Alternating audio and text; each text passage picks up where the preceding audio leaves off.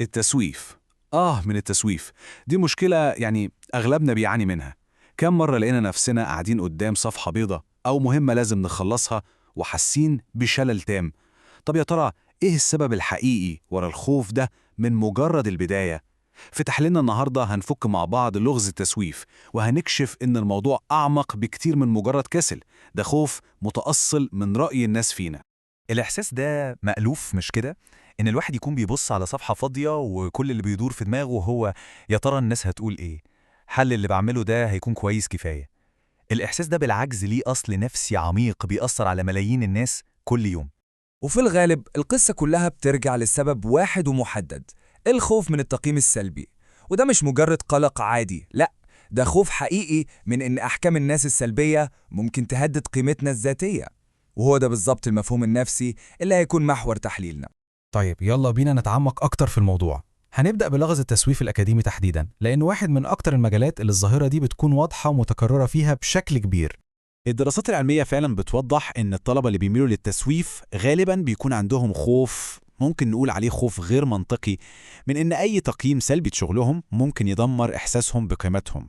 يعني المشكلة مش في التقييم نفسه، لكن في الربط القوي اللي بيعملوه في عقلهم بين التقييم ده وبين قيمتهم كبني آدمين.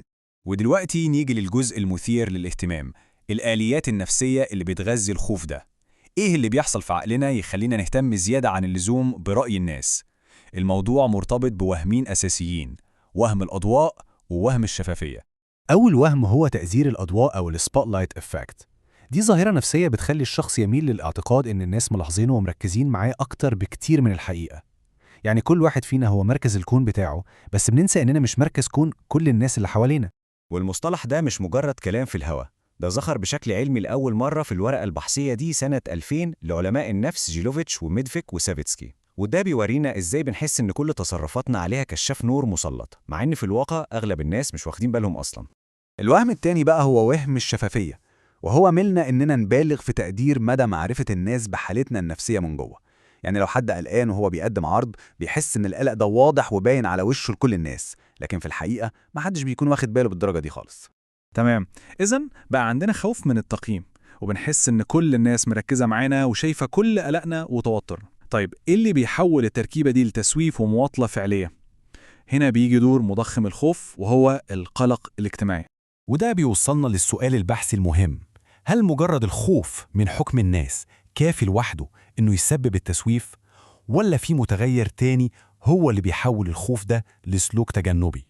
والإجابة جت من دراسة حديثة جدا اتعملت سنة 2024 على طلبة جامعيين في كوريا. الرسم البياني اللي قدامنا ده بيلخص النتيجة. الدراسة دي اكتشفت متغير وسيط حاسم هو اللي بيلعب دور المحفز، والخطوط دي بتوضح لنا العلاقة بين الخوف من التقييم السلبي والتسويف عند مستويات مختلفة من المتغير ده.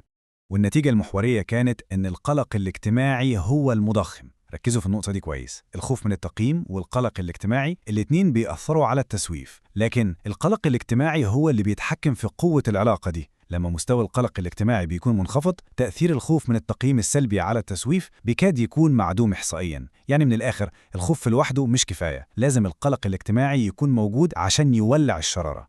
طيب بعد ما فهمنا أصل المشكلة وأبعادها النفسية، إزاي ممكن نهرب من سجن آراء الآخرين ده؟ الحل ممكن نلاقيه في حكمة قديمة، وتحديداً في الفلسفة الرواقية. الإمبراطور الروماني والفيلسوف ماركوس أوريليوس لخص المعضلة دي من حوالي 2000 سنة لما قال: نحن نحب أنفسنا أكثر من الآخرين، ولكن لسبب ما نهتم بآرائهم أكثر من آرائنا. المقولة دي بتلخص بالظبط التناقض اللي بنعيشه وبتمهد الطريق للحل.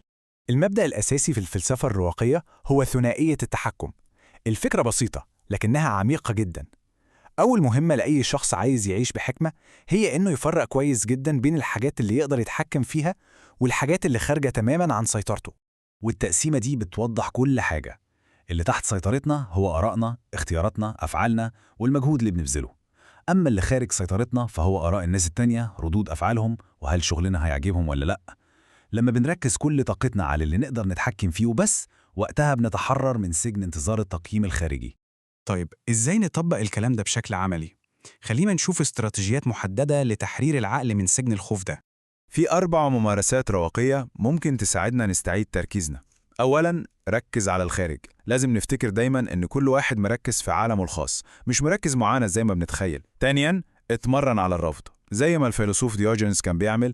لما نتعود على كلمة لأ، قوتها وتأثيرها علينا بيقل. تالتاً، قيم مجهودك مش التصفيق اللي بتاخده. جودة شغلك وأفعالك هي الحاجة الوحيدة اللي تحت سيطرتك فعلا، فركز عليها. وأخيراً، رابعاً، فلتر الآراء. مش كل رأي ليه نفس الوزن. ادي قيمة بس لآراء الناس اللي شخصيتهم وعقليتهم تستحق الاحترام فعلا. وفي النهاية السؤال ده محتاج مننا تفكير. يا ترى إيه اللي ممكن نحققه لو اتحررنا بجد من سجن آراء الآخرين؟ تخيلوا حجم الإبداع والإنتاجية اللي ممكن نوصل لهم لو قدرنا نركز بس على جودة المجهود نفسه، مش على نتيجة تقييم الناس ليه.